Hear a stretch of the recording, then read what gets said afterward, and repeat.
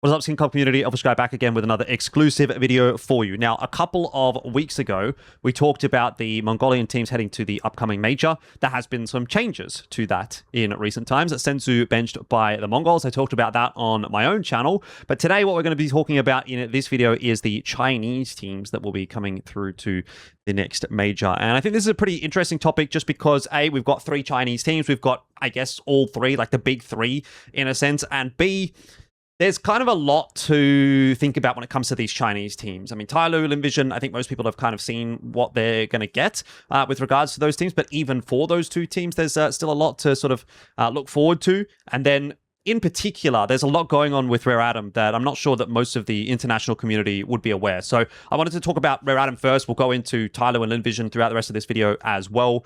But I wanted to start here with Rare Atom because I feel like this is where kind of the bulk of the discussion will be. Something new or something interesting to think about for those of you that really aren't keeping up with Asians here. So obviously for those of you that have been watching Counter-Strike for the last couple of years, you would have known that Rare Atom, this team, was the representative or one of the representatives for Asia at the Shanghai Major, which was obviously quite a big deal because that was the Chinese major, a Chinese team at that major. Put 2 and 2 together. Obviously, all of the Chinese orgs, all the Chinese teams wanted to be at that major. It was Rare Atom that was the one that sort of beat everybody out and made there, which was a little bit surprising considering at the time we didn't necessarily know that they were going to, or we didn't necessarily really think that they were going to be a particularly good prospect, and still to this day don't necessarily think that they're a super strong prospect, but. They were actually able to go okay at that the previous major. We'll talk about that in a second. But let's focus on this upcoming major. And actually, let's focus on what is going on with Rare Atom at the moment, because there's been a lot of roster changes for this team throughout 2025. You can see them all here, obviously, on Wikipedia. The most notable ones are, first of all, somebody being benched, and then ultimately, it seems like he's kind of turned out to be a match fixer. So that was earlier on, about halfway through the year. He got removed from the team. He was replaced by Trash, and then Trash was replaced by Marek or Tiger or whatever. Like, there's been a lot of roster changes here. So somebody's out. Trash comes in. You all remember that funny HLTV article, somebody replaced by Trash. Turns out Trash wasn't actually very good, so they got rid of him as well. In the meanwhile, they also signed Tiger. Now, this is where things kind of got a bit interesting because everyone was looking at that and going, well, Tiger's an AWPer. Historically speaking, has been an AWPer. You've got Kaze here as your AWPer as well. Obviously, one of the most storied players in Asian Counter-Strike's history. Certainly a long-standing member of this Rare Atom lineup. Prior to Rare Atom, he was in the kind of like Vici Cyclone Rare Atom core, which, so he obviously had some ties to this organization prior as well. But it seems like he's kind of dropped off the face of the earth. So that's where this kind of discussion actually heads, because it seemed like at the time when they signed Tiger, a lot of the discussion was, well, who's going to AWP? Is it going to be Tiger or is it going to be Kaze? It ultimately was Kaze, while Kaze and Tiger were playing together. But then you can see here, August 19, Marek comes in as the assistant coach of the lineup, which is, again, maybe not a crazy thing. Marek, a very experienced player. He's been around for quite a long time. He's played in any number of Chinese teams. He played in eHome. He's played in a couple of other teams. Wings Up was one of the more notable ones as well. He's really popped around quite a bit. We'll go back and look at his history in a second here as well. So at that time, the lineup was Summer, Lihang, Chowking, Kaze, Tiger. And as it stands, currently, that is the official lineup. What's interesting, though, of course, is you look at Kaze here. Last match played September 14th, 2025. Marek comes in and starts playing from the 18th of September here for Rare Atom. Even though he is listed still as the coach. He's listed as the coach. Kaze is listed as a player. There hasn't been any official announcement from Rare Atom as to what's going on here. We don't know exactly what's happening, but just based on the way that things are looking, again, Kaze listed as the official player, even on HLTV as well. Even now, it's still kind of up in the air, but obviously with the amount of matches that Marek has played, it looks like Marek is going to be the core starter for this lineup, and all along, bringing Tiger in was theoretically as a replacement for Kaze, and that seems like that's going to be the lineup that goes forward to the major. We have to obviously wait and see what the official lineup's going to be, but I think based on how VRS works, because Marek's been playing so many games and because Kaze's not in the roster in those matches, it is Marek that is going to have to play at the major. So that begs the question, who is Marek? Why is he playing? As you can see, he's been on any number. This is just Swing here. Wings Up. I think this Wings Up period was probably the not necessarily maybe the highlight of his career, but probably the most notable part of his career. 2023, they had some okay times. He's been in a bunch of other teams as well, like I mentioned here, eHome, even a little stint on BTRG, which, as we know, BTRG wasn't exactly a particularly phenomenal team. So he's been in and out. He's kind of dropped in and out of relevance when it comes to the Chinese scene, but he's someone that has been around for quite a while. I think he's a relatively old player. I'll have a look at his age here. I think he's something like 32. So it kind of makes sense that he would come in as a coach, but it's a little bit surprising to see him playing here in place of Kaze. Even if you're going to say, okay, Tiger's going to be the AWPer here, and Kaze, you could go back to a rifler. I think that's an interesting decision. Although, in saying that, Rare Atom has not been that team that has been particularly impressive in general. I don't think that this is a team that we would look at and say, yeah, this is going to be a fantastic representative at the major. You would look at some of the results that they've been having domestically, say, okay, that's been fine. The last couple of events that they've played in terms of ESL Challenger Leagues, they've won the last couple of ESL Challenger League Cups. They've been a little bit up and down in these XSE events. You can see even here, losing to Kaleido, struggling against Fengda. These are, again, not terrible teams, but these are not teams that you'd necessarily be expecting a team like Rare Atom to be losing to or really struggling to. More specifically as well, and more importantly, when we're talking about going to the major, we're talking about playing against international competition. They kind of got owned by Astralis. They got owned, well, I mean, they had a close map against 3D Max, but they got owned here 13-1. They got owned by Pain. They've never really had particularly good international results. They're even losing to FlyQuest earlier on in the year. Again, taking a map, but only in very, very close fashion. And frankly, I think the biggest issue for me with Rare Atom is that it just doesn't seem like this team has any kind of X factor when they play internationally. I think they're a good enough team to beat domestic competition. They're good enough to be, at the top end of Asia, or close to the top end of Asia. Maybe playing like fifth fiddle, I guess, in a sense. You've got Mongols, you've got TYLOO, Lynn Vision, FlyQuest, and then maybe it's Rare Atom. Like Rare Atom versus the Huns. It seems like it goes the way of Rare Atom most times. I would probably prefer to see Huns maybe taking those wins, but at least in terms of when they perform and play internationally, owned by Falcons, owned by FaZe, owned by G2. Okay, they took a 2-0 over VP, but this was a VP that was in turmoil at the time, losing to Hotu as well. So I don't have a huge amount of faith for this team. We can go back to the Perfect World Shanghai Major, which was, I'd say a bright spot for this Rare Atom lineup. Again, back to the days of Somebody and Kaze. There's now been changes there in that respect. But they were able to beat Fnatic in this final decider match. This was, I think, a pretty cool moment for Asian Counter-Strike, particularly Chinese Counter-Strike, because there was a Chinese crowd. Rare Atom getting a win over Fnatic. It didn't really save them. Obviously, they went on to play MIBR and they lost there, and they still went out 1-3. So not a fantastic result in the opening stage of the major. But being able to get that win against Fnatic, that was kind of cool in a BO3. Very, very unexpected. Rare Atom was the team that most people had in their pick'ems as the 0-3 team. I was one of the few people that did not, just purely because of the Asia CS Copium. But looking at the upcoming major, I definitely have to wonder whether or not this team is going to be able to cut the mustard. I really don't know that. For me, there's a huge amount of faith when it comes to this team. Even in a lot of these Chinese domestic tournaments, they're not exactly having stellar performances. They're losing to some relatively unknown teams. I mean, again, who is Kaleido? Do people know who Kaleido is? Have you really even heard of those teams? They did not manage to qualify for CAC. So outside of these results in ESL Challenger League, I don't think that they've been necessarily stellar. And even when we look at these results in ESL Challenger League, there's a couple of very important names missing. No TYLOO, no Lynn Vision. So you are able to win against the Huns, but even then, it's a bit of a struggle in some cases. They lose here, they lose a map. So I don't know. I think for me, this is, I guess, the result of the teams doing well in the previous year, in the previous major. Mongols and Lynn Vision and whatever, securing those extra slots, it has that trickle-down effect that now teams like Rare Atom are making their way through, and you kind of look at it and go, well, are they realistically going to be much of a threat at this upcoming major? My 2 cents is with all the turmoil that's been happening in this roster, the fact that we don't even really know what the roster is, the fact that they have never really had any results internationally, and I've just never been super enthused about this team in general.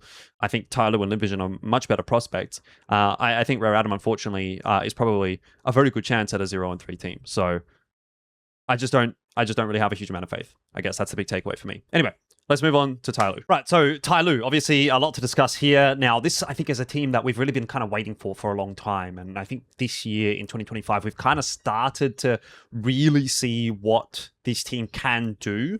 It's just not happening necessarily on a consistent basis. So the reason that I've got Wikipedia set up here to have a look at 2024 is to show you the tumultuous season or couple of seasons that TYLOO went throughout 2024 trying to build this team, because they've had for a very, very long time very, very poor teams, actually, TYLOO as an organization. If you go back in history, TYLOO is, I think, probably the biggest name in Counter-Strike in Asian CS history, outside of obviously now the current day Mongols.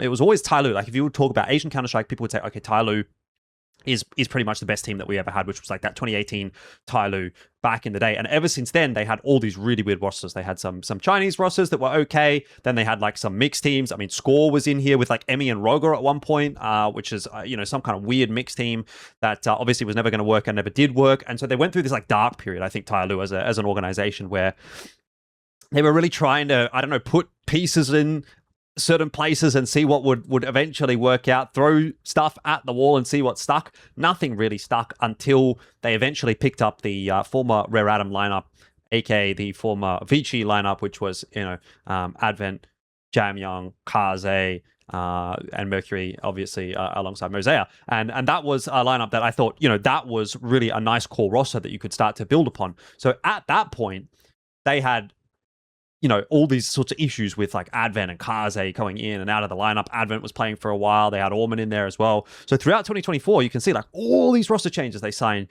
G, they benched ZDR. ZDR was in for a while. Lyrics was in for a while. Neither of those players were particularly impressive. Advent was in for a while. Cammy, which is their coach, was playing for quite a while as well throughout 2024. And then eventually at the latter stages of 24, they signed Starry.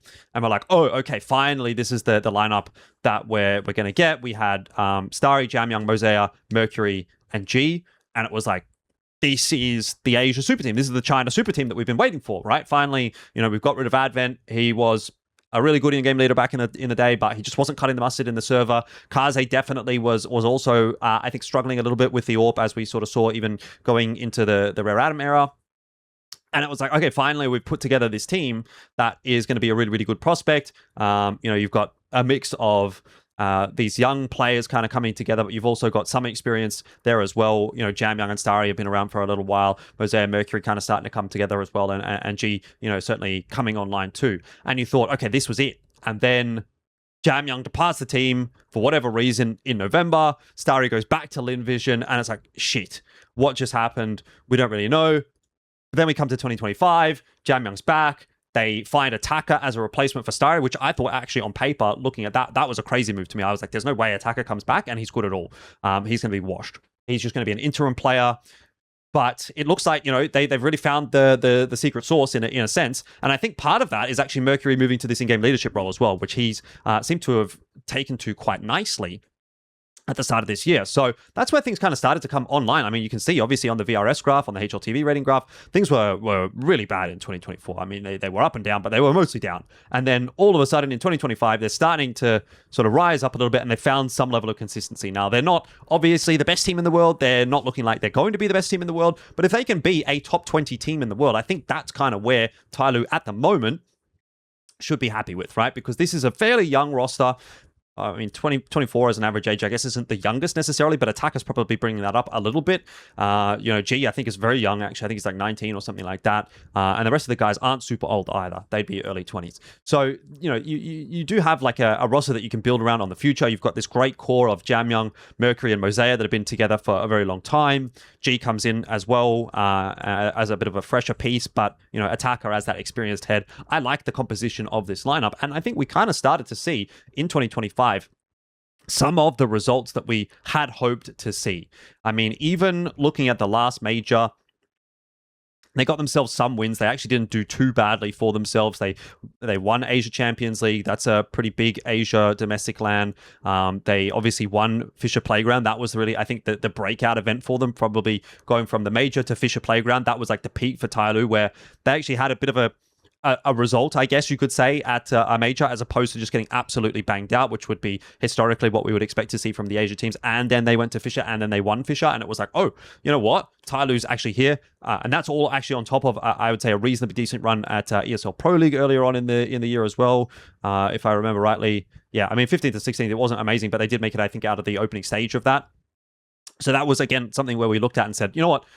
There's progress. There's improvement happening here for TYLOO. And when they won Fisher, it kind of felt like, oh, okay, now they've like finally like clicked in that same way that maybe Mongols did when they started to actually go on a bit of a run. It's like, okay, they've won something.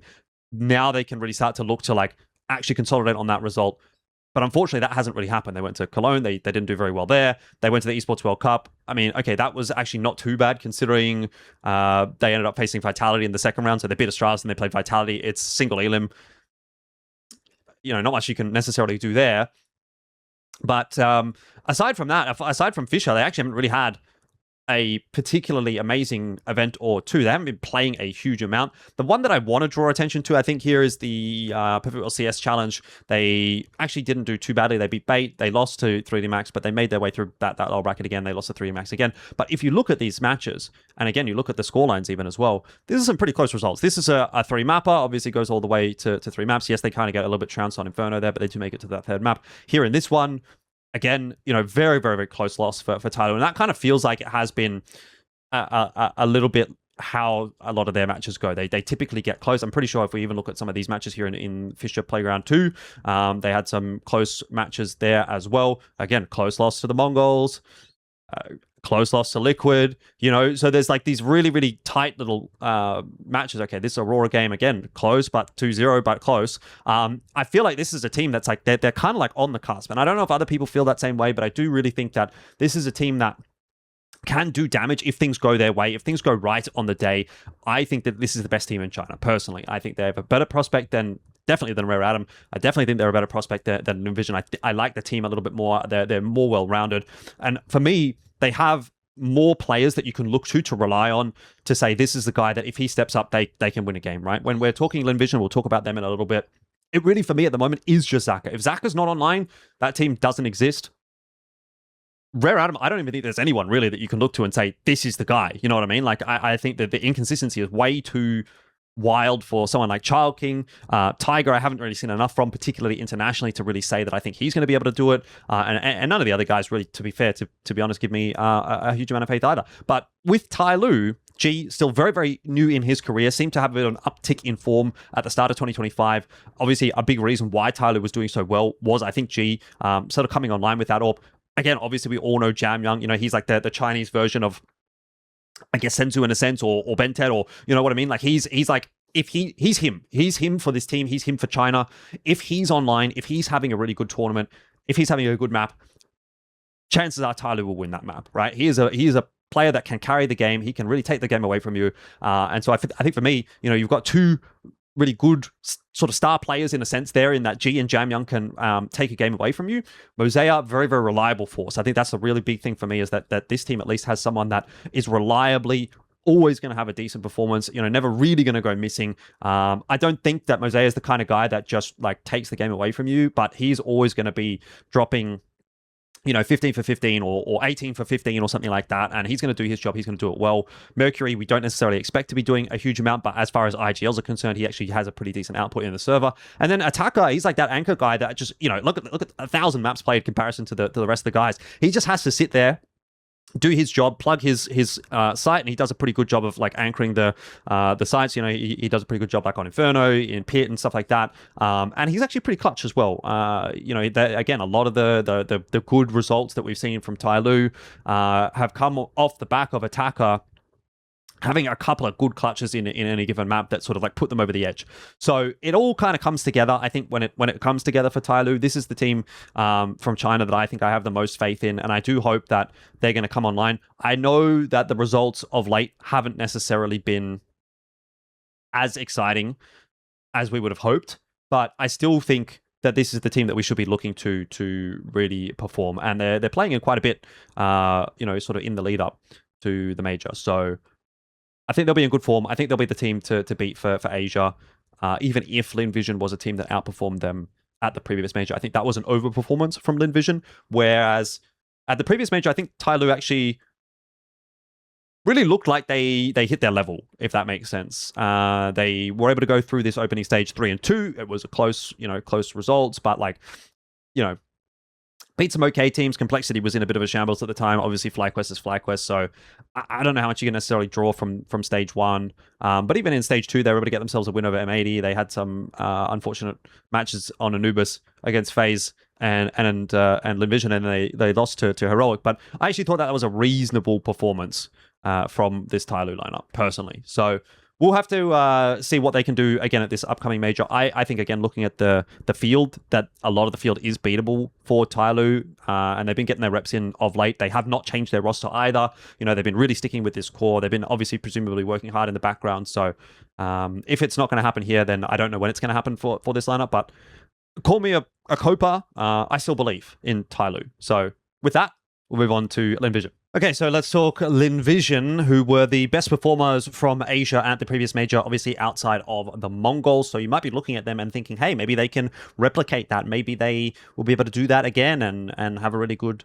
performance for Asia one more time. Well, I would definitely have some reservations about that. Obviously, again, we'll start off by looking at the VRS graph. You can see things didn't go too well for them in 2024. That's where they had Flying and a Fufu. It's a sort of a similar sort of a tale to TYLOO, where it kind of felt like they were going through this transitionary period. Chinese Counter-Strike was in this really weird spot with Starry going back and forth, and G having left Lynn Vision. They didn't really find a great replacement for those two players, although Zaka had, as an individual, started to come back online, given that he was back to the AWPing role. Flying and a Fufu definitely did not cut the mustard. Eventually, Starry comes back. They pick up Call Me Sue. They kind of start to stabilize their roster a little bit. Everyone kind of thought, okay, Call Me Sue's going to be a pretty interesting addition to this lineup. I don't think he's necessarily come out and been that incredible that he, comes out as a standout player or anything like that. But he's definitely a decent enough role player that, they were able to do pretty well at the last major. And that was certainly something that I think got some eyes turned in their direction. So looking at this lineup, it's not bad. Definitely not. It's not. I mean, Westmelon, as far as in-game leaders in China is concerned, pretty up there. Definitely frags pretty well individually as well. Zaka, standout AWPer. He's been having a fantastic run of form in the early stages of 2025. I think that has dipped off a little bit lately, and that may coincide with the drop in form that we see from Lynn Vision as well, because I do think that he is somewhat of a sole hard carry for this lineup. You've got Starry in there as well. Again, does he necessarily translate into someone that really performs on an international level the way that you'd want your star rifler to play? I oftentimes am a little bit underwhelmed sometimes by Starry. I think he's a good player, but I don't think he's up there in terms of the impact that Zaka certainly has. So I don't know that you quite have that same 1-2 punch necessarily as some of the other top teams in the world. And then Amelia and Call Me Sue are a little bit more of a role player type situation. You can see there hasn't been much of a change in terms of Lynn Vision at all this year. You've still got Coach Gum, who's been around this roster for a long time. And we can take a look at the results that they've had. And again, not too bad. Typically up there in terms of one of the top teams in Asia. I'd say at the moment kind of playing second fiddle to TYLOO. They seem to be getting beaten out in most of those matches that they do play against TYLOO. The important ones especially being Asia Champions League. They lost that to TYLOO. The Perfect World CS Challenge again, which is a bit more recent. TYLOO beat them to go to the grand final. So generally speaking, I would say I think TYLOO is a cut above Lynn Vision in terms of the domestic performances, but they are pretty comfortably in second. They beat Rare Atom, no problems. They beat the Mongolian teams without too much difficulty as a general rule as well. More interestingly, obviously, we have to go back and have a look at what happened at the Blast Austin Major, because this was the real breakout performance for Lynn Vision. It was the breakout performance for Amelia as well, 12th to 14th, one of the best performances from an Asian team in a long time. I think it was the first Chinese team to make it through to the final stage of the major almost ever. I can't remember exactly what the stat was, but it certainly was the first one since TYLOO back in the day, back in 2018. That may be true. Maybe they are the first one. I can't really recall, but there was definitely something special about that for Lynn Vision. making it out of stage 1, more importantly, making it out of stage 2. They did both in a 3-2 fashion. Stage 1, you beat Chinggis Warriors, you beat NRG. I don't think there's too much necessarily to get too excited about there, but a win against Legacy, considering what Legacy was able to go on and do, pretty impressive. Stage 2, they beat Falcons on Nuke. Remember, that was a really, really big upset at the time. Everyone was calling for Falcons to pretty much take that L, and they did take that L, and then they beat TYLOO, and then they beat Bait as well. So they lost to Pain. I think, again, losses to Furia and Pain, respectable enough. Beating Bait, fine.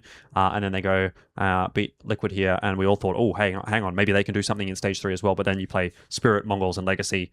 Pretty tough opponents. I mean, it had to end at some point, and I think that was a fitting spot for it to end for Lynn Vision. But they did really well at the previous major. More recently, though, things have been a little bit problematic for them. We take a look at the match history here for them. You see them playing at CS Asia Championships, Fisher Playground 2, the Perfect World CS Challenge as well. And so there's been a lot of sort of international reps for Lynn Vision. They haven't necessarily been playing a lot of these domestic tournaments. They did play ESL Challenger League Cup number 1, which they were able to win. They beat out probably their next competitors within the domestic sphere outside of TYLOO in Rare Atom and the Huns. Both of those teams have, obviously also qualified to the major. But they dispatched the Huns pretty comfortably. A bit of a tougher game against Rare Atom, but still kind of got it done. But more interestingly, like I said, these international games. Okay, so they go close against 3D Max. They beat Gamer Legion. They lose to MIBR. They lose to VP. They lose to Mongols. They lose to G2. They lose to TYLOO. They beat Bait. So, it's a bit back and forth. It's a bit up and down. But in terms of a team that made it all the way to stage 3 of the major, beating out some of the names like Falcons, for example, Liquid, you would have hoped to maybe see a little bit more from them in some of these more recent events. A nice BO3 against Pain back in Fisher Playground 1. They beat 3D Max in Fisher Playground 1 as well, but it seems like 3D Max have really accelerated of late, and I think Lynn Vision have been on a bit of a downward trend, as we can see on their VRS graph. Now, why is that? What's the reason for that? There hasn't been a roster change. There hasn't been anything that's drastically changed within this lineup. There shouldn't really be a reason necessarily, but what we have seen is, historically speaking, a little bit of shenanigans, let's say, from Zaka, apparently. There's a bit of drama around Zaka in particular. It obviously hasn't necessarily blown up in such a way that he's been removed from the team or anything like that. But that's certainly something that will weigh on you as a player, and I think that might have a bit of an impact on the team as well, particularly considering Zaka has been easily their standout player. 1.15 rating for him. Zari's at 1.15 as well, but I think if we would look at these stats a little bit more in depth, you'd see that it is Zaka that is typically the one that is putting up the performances against the better opposition as well, whereas Starry tends to go a little bit more missing, picks up a lot of his ratings against some weaker Asia-based opponents and sort of inflates things that way. Now, since we're on the topic of stats, I kind of wanted to go into a little bit more of a discussion around this with regard to the last major and how things kind of went for these guys. So this is stage 3. We'll go from stage 1 first.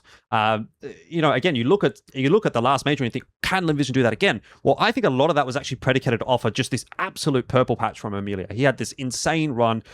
Have we been talking much about Amelia in the lead up to this event? Not really. We've always been talking about Zaka and Sari. We still continue to talk about Zaka and Sari, and there's a reason for that, even despite the fact that I think Amelia was probably their best player at the last major. He drops a 1.23 in stage 1, and then he goes into stage 2, drops a 1.11, again, their best player in stage 2, and then in stage 3, he obviously falls off a little bit, 0.94, but again, considering the opponents that they have to face in stage 3, 0.94 is not that bad at all. So across the board, Amelia actually had a really, really good tournament. Can we expect that is going to happen again? I unfortunately don't think so. I don't think that we've seen anything from Amelia that would indicate that he's going to be able to replicate that on a consistent basis. Okay, so where's the major here? Here's the major. I mean, again, domestically speaking, he's fine. Playing in these Asia-based events, he could drop 1.0s, 1 point whatever's, 0.9s. That's okay.